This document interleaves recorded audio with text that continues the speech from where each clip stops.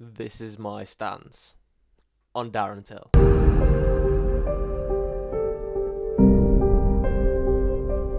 You call it a hobby.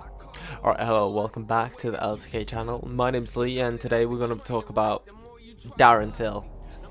Now, here's the thing about, I love two things, football and fighting. But there's a lot of differences between the two because the thing with fighting is that it just gives you that adrenaline because they only fight like once or two times a year. Because like if a football player does it bad, he can have a great game the next week and like people forget about what they do in their last game, because it's 38 games in a year. And like fighters, they only fight what, once or twice a year, maybe three, maybe four, five if Kevin Holland. No, it doesn't come at a bad time, because if he wasn't ready to fight, of course he can't fight. But yeah, it comes at a bad time because people are they're just hating on Darren Till, and I don't know how I feel about it because Darren Till's my favourite fighter.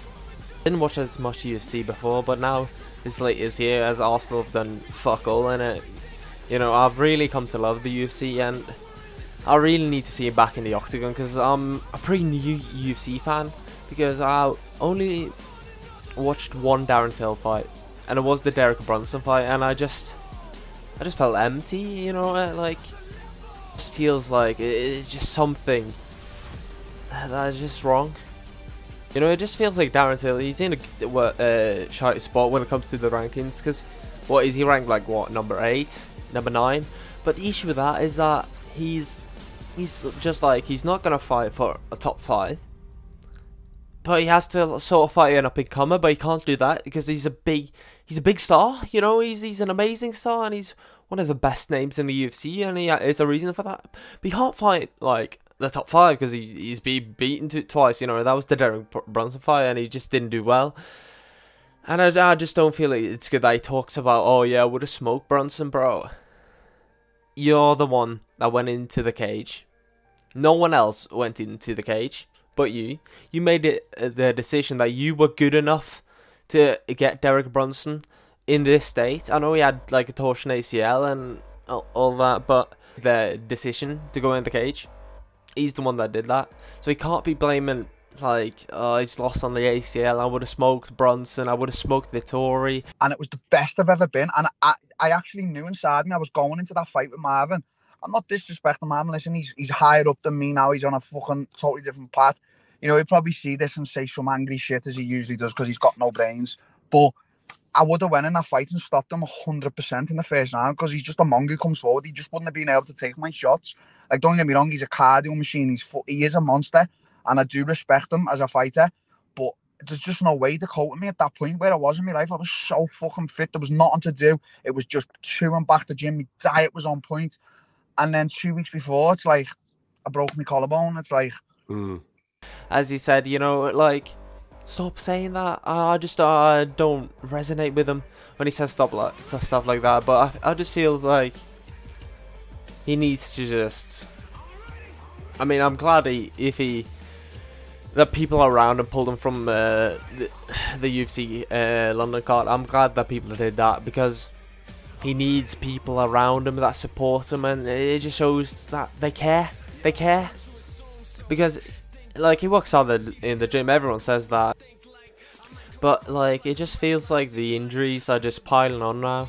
Maybe it has to be something with, he turns into a fucking balloon off season. I'm in better shape than him when he's off season. He shouldn't be that way. He shouldn't like pluff up and down.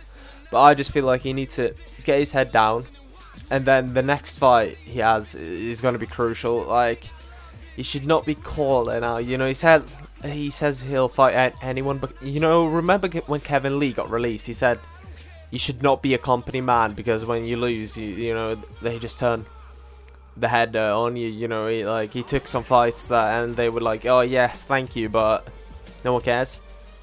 But like, you get no reward from being the company man in the UFC. Maybe after your career, but your career is never gonna. Your career is everything. Your career is your legacy. That's why, for example, like Conor McGregor's still fighting because he cares about his record. And Darren Till needs to pick his next fight very carefully, because if he doesn't pick the right man, I think the right man is like he should not fight Andre Muniz. Like, it's just don't fight a grappler, fight a striker. He should fight Uriah Hall. Jack Hermansson was, if Chris Curtis beats Jack Hermansson, that is the matchup. Darren Till versus Chris Curtis, because I think that he can beat Chris Curtis, and I know he's an up and comer, and like, but Darren Till, don't forget who he is. He's still a great fighter. Like, his Muay Thai is some of the best in the UFC. Nobody should forget that. Nobody knows how good his wrestling is now. Nobody knows. Like, because you haven't seen him for over a year now. You haven't seen him. But his next fight, I think it's make or break for him. Yeah, he lost to Derek Brunson, like, but we'll see. And he only needs like 1 or 2 fights, and then he's right back in the mix. You know, he like Paul Acosta or Luke Rockhold for a title eliminator. I think that makes a lot of sense, because Marvin Vittori or Robert Whittaker, whoever wins that, because the issue with the middleweight division is just like Izzy's beating everyone. You know, Izzy should go back up to the light heavyweight division if he beats Alex Pereira. You know, this is, I know it wasn't just my stance on Darren Till, it was a bit chit MMA chat. Remember to like and subscribe if you loved it, and then peace.